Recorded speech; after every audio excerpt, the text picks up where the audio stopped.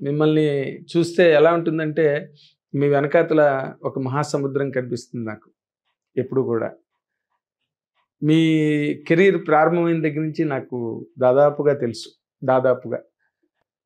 ఏమి ప్రయాణాలు, ట్రైన్‌లు, ఏరోప్లేన్‌లు, కార్లు, ఒక ఊరు నుంచి ఒక ఊరికి అసలు ఏమి షూటింగ్‌లు, ఏం హడావిడి చేసి అన్ని వందల సినిమాలు, ఏ సినిమా చేసినా హిట్టు, ఏ క్యారెక్టర్ చేసినా సూపర్ హిట్టు. అంత గొప్ప కెరీర్‌ని అనుభవించిన మీకు ఒక్కసారి మీ నట జీవితం వెనకాతలకి తిరిగి చూసుకుంటే ఏమనిపిస్తుంది సార్ మీకు? అలా చూస్తూ ఉంటానండి. ఆ! అనిపించేదేముంది, ఒక్కో ఫోటో చూస్తుంటే ఒక్కో సినిమా జ్ఞాపకం వస్తుంది. హ్మ్. ఆ సినిమాకి ఏది తాకినా మంచో చెడ్డో ఏదో మాట్లాడుకోవడం అనుకుని గిర్రని తిరుగుతూ ఉంటుంది బ్రెయిన్‌లో. హ్మ్. ఏముంది, దాదాపు 40 ఏళ్ల జీవితం కదండీ! కరోనా దాకా బాగానే ఉందండి. హ్మ్. ఈ కరోనా అనే ఒకటి వచ్చింది కదా, హ్మ్. అప్పటి నుంచి కొంచెం బాగా తగ్గిపోయింది. సినిమాలు తగ్గినాయి. తగ్గింది కొంచెం. ఏదో అంటారు, కోట శ్రీనివాసులు నడవలేకపోతున్నాడు, చేయలేకపోతున్నాడు. ఇవన్నీ ఏజ్ని బట్టి వచ్చేవి ఉండవండి. ఎందుకుండవు? ఎవరికైనా సహజం కదా అవి.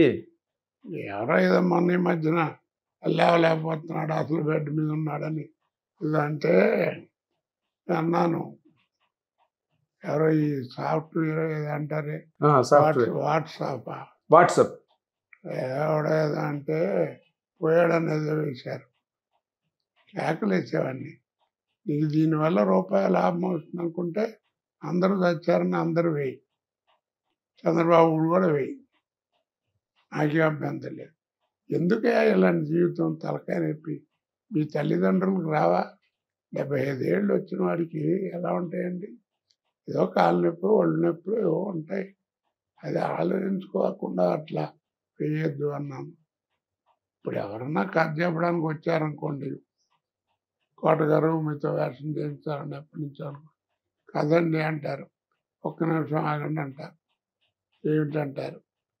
నేను మెట్లు ఎక్కలేను, దిగలేను, గవాన నుంచోమంటే గవాన కూర్చోమన్నా కొంచెం కష్టం, టైం పడుతుంది. వాయిస్ అంటారు, మీరు వింటూనే ఉన్నారు, బ్రహ్మాండంగా జ్ఞాపక శక్తి అన్నీ బాగానే ఉన్నాయి, నా ఇబ్బందులు ఇవి, ఇప్పుడు చెప్పని కదా అంటాను.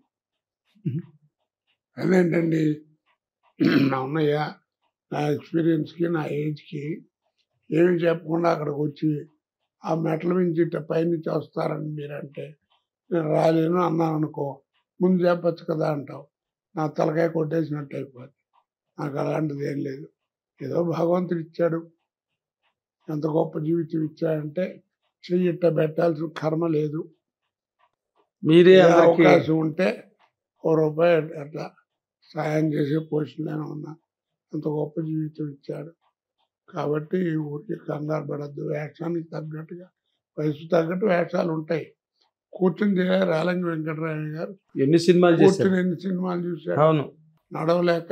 ఆయన కదలలేని, నడవలేని పరిస్థితుల్లో కూడా చాలా సినిమాలు చేశారు ఆయన. కాబట్టి మీకు ఏదైనా ఉంటే అవకాశం ఉంటే పిలవండి. ఊరు దాకా వద్దు, ఊళ్ళో ఎంతైనా పని చేస్తాను. మళ్ళా ఇంకో ఊరు వెళ్ళటం, అక్కడ నీళ్ళు పడి పడక ఈ ప్రయాణాలు అవన్నీ కష్టం కదా. ఎందుకండి తలకాయ నొప్పి? మీకు ఏమవసరం ఇప్పుడు అంత ఐరాణ పడి చేయాల్సిన అవసరం? అవసరం అని కాదు, నటుడికి రిటైర్మెంట్ అనేది ఉండదు. కానీ నేను చెప్పేది ఏంటంటే ప్రస్తుతం అవసరం లేదు. అసలు అలాంటి కథలు రాసే దమ్మె ఆవిడకి లేదు. ఇప్పుడు ఎంతసేపు కొట్టుకోవడం, తిట్టుకోవడం, ఈ సర్కస్లు, పేద సాంగ్స్ కూడా డాన్సులు ఉంటాయి. సర్కస్ అయిపోయింది. ఈ సర్కస్ చూడలేక పాపం మన దెబ్బలు మన కడుపు కొట్టారు అనుకుని జమినీ సర్కస్ కూడా మూసేశారు. అక్కడ తయారైంది. మీ పంచులు మాత్రం పోలేదు సార్. నిజంగా మీ సినిమా ఇండస్ట్రీలో మీరు షూటింగ్లో తక్కువగా కనిపిస్తున్నా, అసలు కనిపించకపోయినా కూడా మీ పంచులు మాత్రం అలాగ ప్రచారంలో ఉంటాయి, ఎప్పుడు సర్క్యులేషన్లో ఉంటాయి. నిజంగా అసలు మీకు ఈ టేస్ట్ ఎక్కడి నుంచి పుట్టిందండి? ఏమో నాకే తెలీదు. అంటే మీరు సినిమా జీవితంలోకి రాకముందు కూడా మీరు బ్యాంకులోనే కదా పనిచేసేవారు? ఇప్పుడు ఇలాగే సరదాగా పని చేసుకున్నామండి. ఆ ఆఫీసర్లు కూడా పాపం నా మీద జాలి పడేవారండి. ఉమ్, మంచి ఆర్టిస్టు, బ్యాంకులో ఉండాల్సిన వాడు కాదని చెప్పి వాళ్ళకి కూడా తెలుసు. ఉమ్, బ్యాంకు కాంపిటీషన్, బ్యాంకు ఫంక్షన్లు కాంపిటీషన్లు అంటే బలానా రోజులు 2 రోజులు అంటే కోడదినోదన నాటకం ఎప్పుడుందో చెప్పండి అయ్యా, ఇప్పుడు వస్తామని అడిగేవారు. ఉమ్, ఫ్యామిలీతో ఆ రోజుల్లో 10 రూపాయలు ఖర్చు పెట్టిన ఆటోలో వచ్చేవారు. ఆ ఇమేజ్ ఉంది. ఉమ్, ఎప్పుడు నేను అనకూడదు కానీ మహానుభావుడు కొండా కృష్ణమూర్తి అని ఒక ఆఫీసర్ గారు ఉండేవారు. ఉమ్, ఆయన ఎప్పుడు నేను సార్ అని పిలవాల, ఉమ్. ఇగో మేస్త్రి ఇటు రా అనేవాడిని. ఆఫీసర్ని. ఉమ్. ఉమ్, ఆయన నవ్వుకుని ఎవడన్నా ఏమయ్యా ఆయన ఎట్ట ఊరుకున్నావు అట్లాంటి మాటలు మాడుతుంటే అంటే, ఊరుకుండా ఆయన మంచి వర్కర్ వాడు, ఏమైనా ఏం మాట్లాడినా మంచి రైటింగ్, మంచి వర్కరు, మంచి ఆర్టిస్ట్ అయ్యా, నాకు బాగా ఇష్టం వాడంటే అని చెప్పేవాడు బాబు. ఉమ్. చెప్తున్నా అలా. మీకు స్పెషల్ ఫాలోయింగ్ ఉండేదేమో అప్పుడు కూడా. అప్పుడు కూడా లంచ్ అవర్ అంటే క్యాంటీన్ వాళ్ళు కూర్చుంటే చుట్టూ 10-15 మంది ఉండేవారు. ఉమ్, ఏవో ఆ జోకులు ఈ జోకులు చెప్పుకుంటూ ఆఫీసర్ లిమిటెడ్ చేయటం అలాగా చేస్తుంటే ఆఫీసర్ వచ్చి పిలిచేవాడు, రావయ్యా ఇంక వదిలిపెట్టు, టైం అయిపోతుంది రా రా అని పిలిచేవారు. Office hours. అందరినీ కేకలు వేసేవారు కూడా, నీకు కూడా బుద్ధి అన్నాడాయా, ఏంటి అంతసేపు ఆయన్ని. మీరు ఉద్యోగం చేయట్లేదు, ఆయన ఉద్యోగం చేయనివ్వట్లేదని. ఏదో ఇప్పుడు మనిషికి ఒకటేనండి, అందరికి మనిషికి భగవంతుడు ఒక టైం ఇస్తాడు. అవునండి. ఆ టైం వచ్చిందంటే ఇక టైం ఉండదు నీకు. నీకు టైం వస్తే టైం ఉండదు, అవును. సిండికి కూడా టైం ఉండదు. కాకపోతే ఏంటంటే ఆ పర్టికులర్ టైంలో మనం జాగ్రత్తగా ఉండాలి. ఎస్. ఆ టైంని పాడు చేసుకున్నాం అనుకోండి, ఏ టైంలో అడుగు తినాల్సింది. అవునండి. అది కాదు, జాగ్రత్త పడ్డాను, నాకు తెలియకుండానే భగవంతుడు అలా చేశాడు. ఏదో బిజీయో లేకపోతే ఏమైనా ఇక టాలెంట్ అను బిజీ అను ఏమైనా, దానివల్ల నాకు ఆ ఇబ్బంది ఎప్పుడు లేదు. అదే మీరు ఏదో మీరు చెప్పినట్టుగా కరోనా ముందు వరకు మీరు సినిమాలు చేస్తూనే ఉండేవారు. అవునండి. బట్ ఏ రోజున మీకు అసలు ఒక్క రోజు ఖాళీ లేకుండా వర్క్ చేశారు. రోజుకు 3 స్టేట్లు కూడా చేశాను. అవును, నాకు తెలుసండి. కానీ అసలు ఆ జీవితాన్ని ఎట్లా హ్యాండిల్ చేశారండి? ఓ పక్కన ఇప్పుడు ఎంత కాదన్నా ఒక ఫ్యామిలీ లైఫ్. ఇప్పుడు నీ ఉద్యోగంలో నీకు గొడవ వచ్చిందని అట్లా బిజీగా నువ్వేం చేస్తావు? ఎవరిని అడిగినా ఏం చెప్పలేవు. ఏ ఉద్యోగం అంటే అవుతావు, జాగ్రత్త చేయకపోతే పోద్ది, అందుకని ఏదో కష్టపడి ఏదో అడ్జస్ట్ చేస్తాం. అదేలేండి. అలాగే చేసుకుంటూ వచ్చాను. నెలకి 2 నెలలకి పిల్లల్ని చూడటం చేయటం ఇవన్నీ అందరికీ మామూలే. అందరికీ అంటే మీ టైంలో మీరందరూ ఒకలాగే ఉన్నారండి. ఎలాగ మీరు కానీ, బ్రహ్మానందం గారు కానీ, బాబుమోహన్ గారు కానీ, అంటే మీ కాంబినేషన్స్ అప్పుడు ఆ 3 ఇన్విటబుల్స్ అనేవారు. 3 ఇన్విటబుల్స్. 3 ఇన్విటబుల్స్. పరచుడు వెంకటేశ్వర అన్నాడు, 3 ఇన్విటబుల్స్ రా, వాళ్ళు లేని సినిమా లేదని. అంటే గొప్ప చెప్పడం కాదండి, ఓ సినిమా సక్సెస్ అయితే ఆ సక్సెస్కి మెయిన్ పిల్లర్లా ఉన్నాను కొన్నాళ్ళు. అవునండి. చాలా సినిమాలు అదో అదృష్టం అనండి. ఆ టైం భగవంతుడికి దా చెప్పాను, ఆ టైంలో జాగ్రత్తగా ఉండకపోతే ఏముంది. అంతేలేండి. కానీ అది అంటే ఇప్పుడు యువతల ప్రొఫెషనల్ లైఫ్ చాలా ఫాస్ట్ స్పీడు, విపరీతమైన ఒత్తిడి, అందరూ పెద్ద డైరెక్టర్లు, అన్ని మెయిన్ లీడ్ క్యారెక్టర్స్ సినిమాలో. అసలు మీకు ఇంటి పక్క చూడడానికైనా అయ్యిదండి అప్పుడు?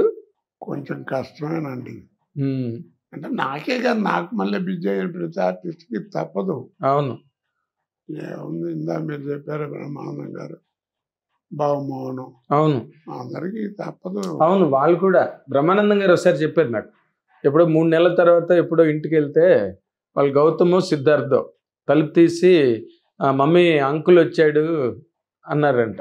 పిల్లల్లో గౌతము సిద్ధార్థ వాళ్ళిద్దరిలో అని బ్రహ్మానందం గారు నాకు ఒకసారి చెప్పారు. అంటే మీరు అందరూ ఒకలాగే ఉన్నారు. ఉదయం తిరుపతి, మధ్యాహ్నం వైజాగ్, మళ్ళీ రాత్రికి హైదరాబాదు, మళ్ళీ మన్నాడు విజయవాడ, ఇలా వర్క్ చేశారు మీరు అందరూ. తప్పేదేముందండి టైము. అవును.